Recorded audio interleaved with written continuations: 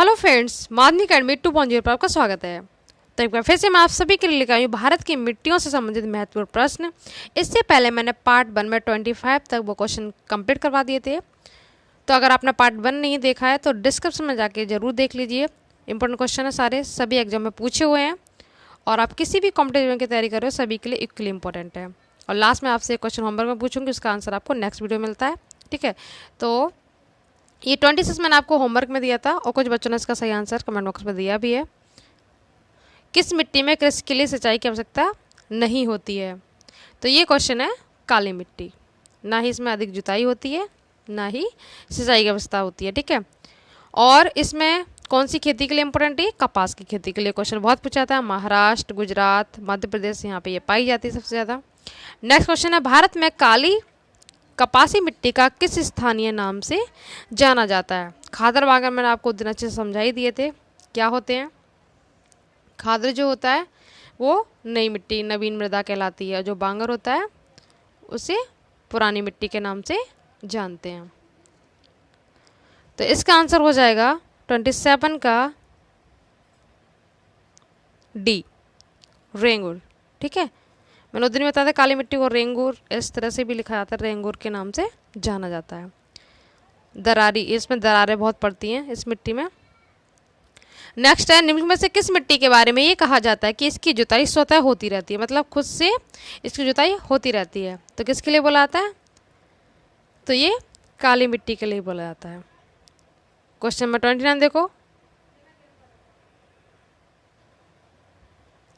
29 number है, भारत में लाल मिट्टी का सर्वाधिक विस्तार कहाँ पाया जाता है? लाल मिट्टी का तो ये पाया जाता है आंध्र प्रदेश और तमिलनाडु में। नेक्स्ट है 30 नंबर, प्रायद्वीपीय भारत में क्षेत्रीय मृदा के निम्न प्रकारों में से कौन सा है? तो इसका आंसर होगा लाल और पीली मिट्टी।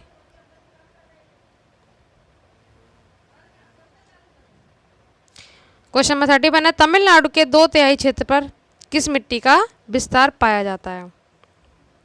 तो ये पाया जाता है लाल मिट्टी का। लाल मिट्टी का कलर भी पूछा था कि क्यों लाल होता है, तो ये होता है आयरन ऑक्साइड की वजह से। क्लियर। 32 नंबर है, लाल मिट्टी के संबंध में कौन सा कथन असत्य है? जिस तरह से इससे पार्ट 1 में मैंने आपको करवाया था, काली मिट्टी के लिए सत्य पूछा गया था, उसी तरह से लाल मिट्टी के लिए पूछा गया है। तो लौह ऑक्साइड की उपस्थिति का इसका रंग लाल होता है, अभी आपको बताया था। लौह आयरन की कहते हैं। ठीक है, Fe2O3 आयरन ऑक्साइड। ये शुष्क और आर्द्र क्षेत्रों में पाई जाती है, ये भी ठीक है। तमिलनाडु आंध्र प्रदेश में पाई जाती है, ये भी ठीक है। ये मिट्टी नदी घाटियों में पाई जाती हैं, ये यहाँ पे गलत हो जाएगा। ठीक है, तो डी इज राइट आंसर। यहाँ पे आपको अच्छे से फोकस करना है, एग्जाम में बच्चों से यही क्वेश्चन गलत हो जाता है, असत्य और नहीं वाले में कन्फ्यूजिंग रहती है। मिट्टियों समय जितने भी क्वेश्चन है सारे हम इसी वीडियो में कंप्लीट कर लेंगे। ठीक है, तो आपको वीडियो के अंत तक जरूर रहना है। लैटेराइट मिट्टी महत्वपूर्ण रूप से पाई जाती है, तो ये कहाँ पाई जाती है? ये मालाबार तटीय क्षेत्रों में पाई जाती है। किस मिट्टी में लौह और एल्युमिनियम, मतलब आयरन, Fe और एल्युमिनियम की ग्रंथियां पाई जाती हैं? तो ये पाई जाती है लैटेराइट मिट्टी में। 35 नंबर है, लैटेराइट मिट्टी का प्राधान्य है, तो ये है मालाबार तटीय प्रदेशों में। उसके बाद है, भारत में निम्न में से कौन सी मृदा समूह लोहे का अतिरेक होने के कारण अनुर्वर होता जा रहा है, मतलब अनुपजाऊ होती जा रही, किसकी वजह से? तो इसका आंसर हो जाएगा लैटेराइट। सारे क्वेश्चन आप देख सकते हैं पूछे हुए हैं। नेक्स्ट 37 नंबर, निम्न में से कौन सी मिट्टी सूख जाने पर ईंट की तरह कठोर एवं गीली होने पर दही की तरह लिपलिपी हो जाती है? तो इसका आंसर क्या होगा? लैटेराइट मिट्टी है ऐसी। ठीक है, 38 नंबर है, कौन सा कथन असत्य है? इसमें से गलत आपको छांटना है। तो लैटेराइट मिट्टी सामान्यतः अधिक वर्षा वाले क्षेत्रों में पाई जाती है, ये ठीक है। ये क्षारीय मिट्टी है, यह एक क्षारीय मिट्टी है, ये गलत है। ये मिट्टी में मुख्यतः मोटे अनाज की खेती है, ये ठीक है। चाय की भी खेती होती है, ये भी इम्पोर्टेंट है। चाय की खेती लैटेराइट मिट्टी में की जाती है। तो असत्य कौन सा हुआ? ये क्षारीय मिट्टी, ये गलत है। 39 नंबर देखो, कौन सा कथन असत्य है? फिर से पूछा गया है इसी में। तो इसका आंसर देखो, लैटेराइट मिट्टी में सिलिका की अधिकता होती है। सिलिका मतलब ऐसा ही, यही आपका गलत हो जाएगा यहाँ पे, ठीक है। बाकी ये कठोर होती है, आयरन एल्यूमिनियम की अधिकता होती है, उर्वरा शक्ति कम होती है, पर ये चाय की खेती के लिए उपयुक्त मानी, ठीक है। चाय की खेती के लिए उपयुक्त मिट्टी मानी जाती है लैटेराइट।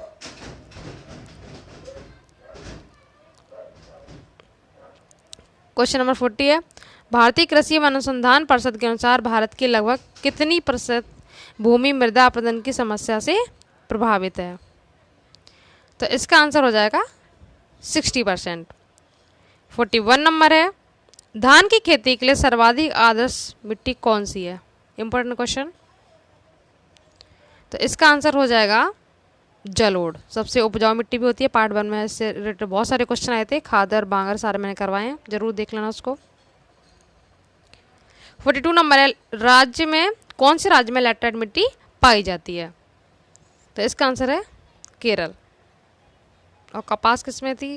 कपास की जो खेती थी काली मिट्टी में, वो उसका आंसर क्या था?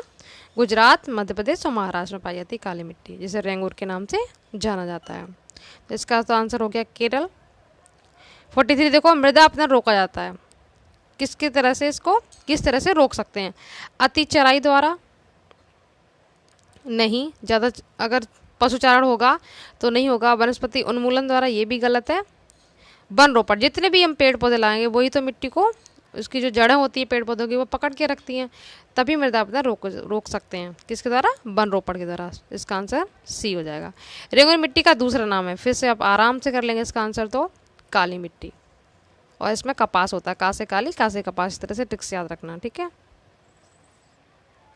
ये क्वेश्चन इंपॉर्टेंट है, बस लास्ट में 52 तक क्वेश्चन है, सारे कवर होने वाले हैं अभी। महाराष्ट्र में पाई जाती है या तमिलनाडु में या आंध्र प्रदेश में या झारखंड में? तो मैंने इसके 3 राज्य बताए थे, सबसे ज़्यादा गुजरात, महाराष्ट्र, मध्य प्रदेश। तो ना तो मध्य प्रदेश है ऑप्शन में, ना ही गुजरात है, तो किस में जाएगी? महाराष्ट्र में। इसी को काली मिट्टी भी कहते हैं, ठीक है।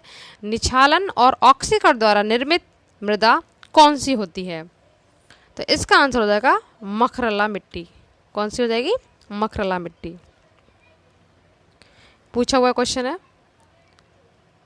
47 नंबर देखो, निम्नांकित अपरदन के प्रकारों में से किसके कारण चम्बल के खड्ड बने हैं? ठीक है, किसकी वजह से बने हैं? तो इसका आंसर हो जाएगा डी, अवनालिका। नेक्स्ट है 48 नंबर, मृदा अपरदन क्षेत्र के उपचार हैं, कौन कौन से हैं? देख लेते हैं ऑप्शन क्या क्या है इसका। एक तो फर्स्ट हो जाएगा और एक आपका भू उपयोग का विनियमन, ये दोनों हो जाएंगे। कटाई तो गलत हो जाएगा, पशुओं को चरने की छूट भी नहीं सकते, ये भी गलत है। तो 1 और 2 किस में है? Option B right. 49 नंबर देखते हैं, किस प्रकार की मिट्टी में कार्बनिक पदार्थों की अधिकता होती है? तो ये होती है काली मिट्टी में, जिसमें कपास की खेती की जाती है। 50 नंबर है, महाराष्ट्र में सर्वाधिक मात्रा में पाई जाने वाली मृदा का प्रकार है। अब आप समझ गए होंगे महाराष्ट्र में, इस रिलेटेड कई बार क्वेश्चन आया है, काली मिट्टी। बार बार क्वेश्चन आप देख सकते हैं किस तरह से घुमा के पूछा जा रहा है, कभी कहाँ पे अधिक पाई जाती है, कभी राज्य दे देगा तो मिट्टी का नाम पूछ लेता, तो आपको दोनों तरीके से याद होना चाहिए।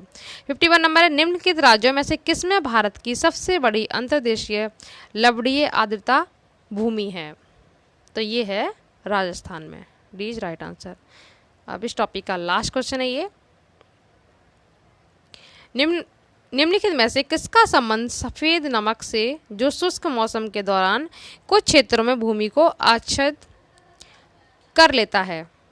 तो इसका आंसर हो जाएगा ऊसर। सफ़ेद नमक की तरह वहाँ पे एकदम से परत सी जम जाती है, आपने देखा होगा गांव वगैरह में। तो इस तरह से ये हो जाते क्वेश्चन कंप्लीट। तो क्वेश्चन का कलेक्शन कैसे लगा आप कमेंट बॉक्स में ज़रूर बताना। और एक क्वेश्चन मैं आपसे होमवर्क में देती हूँ, चाय की खेती के लिए कौन सी मिट्टी उपयोगी है? चाय की खेती के लिए कौन सी मिट्टी उपयोगी है? अगर आपने वीडियो ध्यान से देखा होगा तो आप इसका आंसर जरूर कर लेंगे और कमेंट बॉक्स में ज़रूर बताना, ठीक है, इसका आंसर। तो मिलते हैं नेक्स्ट वीडियो में। थैंक यू सो मच एक नए टॉपिक के साथ।